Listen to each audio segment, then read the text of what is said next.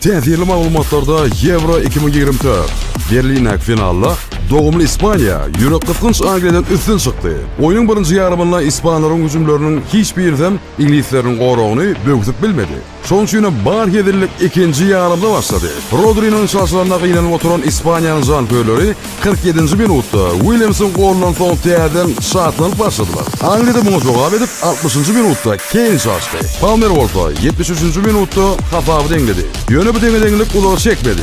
87. minutta Ayrısabal'ın köpeğiyle hafaf 2 vuruldu. Şehdivem İspanya Euro'da 4 yıllık şampiyon olup rekor koydu. O öz yolunu en güçlü milli yığınlardan Horvatiyadan, İtalya'dan, Germanya'dan, Fransa'dan, kimem Angliya'dan üstün çıktı. Angliya bilen Kane'em kubok fılalı.